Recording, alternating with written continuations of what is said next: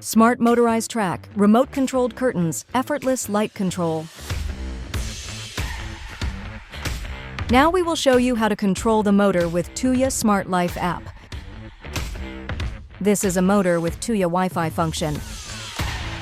This is a gateway device with Wi-Fi capability. Download and install Tuya Smart Life app on your mobile phone. First, power up the gateway device. Login app. Click the Add Device in the upper right corner. Add gateway devices by searching.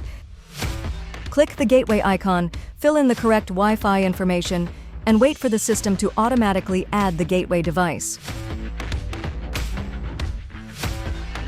Clicking the Finish button automatically brings up the page for gateway settings. Turn on the motor power. Press the motor set button 3 times.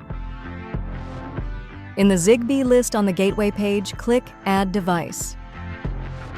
After waiting for a few moments, the interconnection between the motor and the mobile app is completed.